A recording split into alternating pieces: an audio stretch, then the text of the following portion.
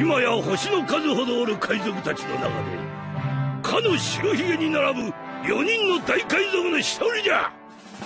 グランドラインの後半の海にまるで皇帝のように君臨するそやつらを世に四皇と呼ぶ。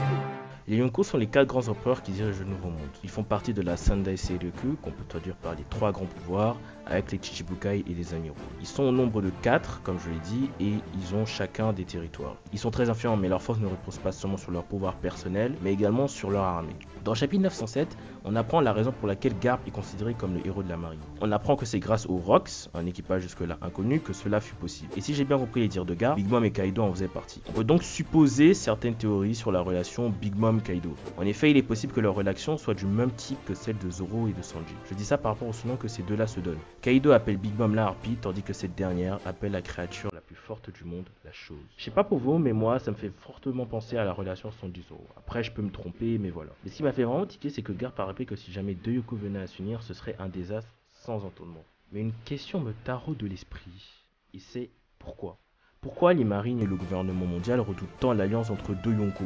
Oui, mais un Yonko c'est forcément un monstre de puissance, alors deux ce sera quasiment impossible à gérer pour la marine, etc. Bon, déjà regardons de quel Yonko Garp parle. Il parle de Kaido et de Big Mom. Attention, je vais m'expliquer, je suis absolument pas en train de dire que Kaido et Big Mom sont faibles. Du côté de Kaido, Jack s'est fait rétamer par Zunisha, sans oublier que dû à l'arrestation de Doflamingo, il n'a plus de smile. Ce qui veut dire qu'il ne peut plus ravitailler son armée de faux Zoan. Et du côté de Big Mom, Cracker et le 4ème Sweet Commander se sont fait complètement rétamer. Sans oublier que Katakuri n'est pas non plus dans sa meilleure forme. Malgré tous ces paramètres, les Yonko n'en restent pas moins une puissance hors du commun. Une puissance affaiblie certes, mais non négligeable.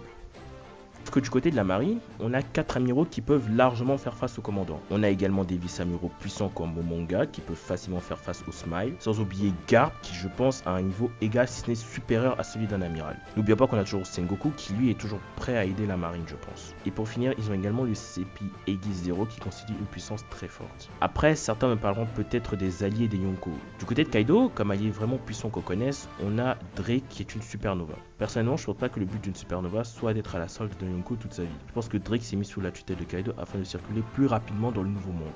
Si une guerre éclate, ça m'étonnait franchement qu'ils y prennent pas. Du côté de Big Mom, BJ et Jinbei l'ont quitté, qui l'a sûrement énormément affaibli. Elle n'est donc plus aussi puissante qu'avant. Ça reste donc des gens en termes de puissance très gérables pour la marine et le gouvernement mondial.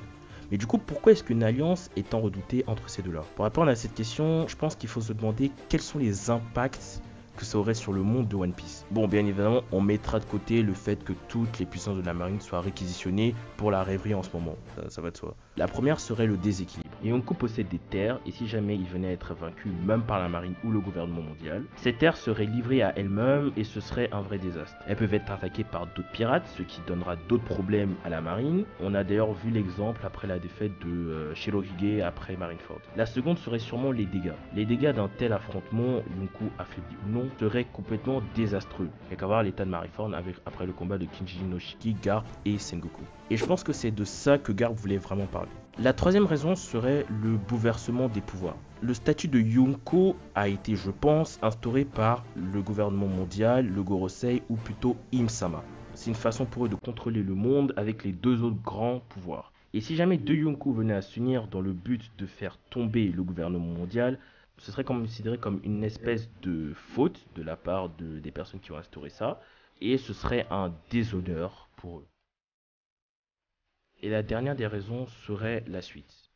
Si deux Yonko viennent à s'allier, d'autres pourraient faire pareil. Et à partir de ce moment-là, ce serait vraiment dérangeant, puisque deux Yonko, c'est très difficilement gérable, mais plus ce serait quasiment impossible. Il y a aussi quelque chose d'autre qui me vient à l'esprit, c'est que Garp a dit que Mama et Kaido faisaient partie du même équipage, ce qui veut dire qu'ils ont forcément combattu ensemble, et qu'ils avaient une certaine complémentarité au combat. Bon, il est clair qu'on va pas voir un feat Kaido-Big Mom, ça risque pas d'arriver. Mais le fait qu'ils aient déjà fait partie du même équipage peut, comme j'ai dit, apporter une certaine complémentarité lors des affrontements. Bon voilà, je sais que c'était pas à proprement parler une théorie, mais j'avais pas tellement de mots pour définir ça, du coup j'ai appelé ça comme ça. Sinon je voudrais vous remercier pour les, je crois qu'on est à 60 et quelques abonnés, je sais que c'est pas énorme mais c'est quand même beaucoup pour moi. Et je voudrais vous parler d'un petit truc juste avant la fin de la vidéo, c'est l'espace commentaire. Alors pour moi il y a un truc encore plus important que les abonnements ou les likes, c'est l'espace commentaire.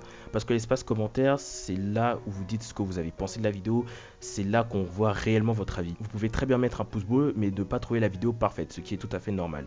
Donc je vous demanderai, si jamais vous voulez m'aider à avancer et à m'améliorer, de me mettre des commentaires, comme ça je pourrais à peu près voir votre véritable avis sur ce que je fais. Moi par exemple, je sais qu'à chaque fois que je regarde une vidéo, je m'arrange toujours pour pouvoir mettre un commentaire pour pouvoir dire au vidéaste ce que j'ai pensé de sa vidéo, même s'ils s'en foutent la plupart du temps. Et du coup peut-être lui donner des conseils si j'en ai à donner. Bref, sur ce, si la vidéo t'a plu, tu peux quand même t'abonner, liker, hein, c'est quand même important. N'oublie pas de me laisser un commentaire, c'est vraiment important pour moi. Et je tiens à préciser que je vais pas me limiter qu'à One Piece, c'est vrai que c'est ce que je fais en ce moment parce que c'est ce que je lis le plus, c'est sur ce sur quoi je réfléchis le plus. Mais j'ai des théories sur Dragon Ball et Naruto qui arrivent très bientôt. Donc n'hésitez pas à appuyer sur la petite cloche pour être informé à chaque fois que je sors une vidéo. Jana.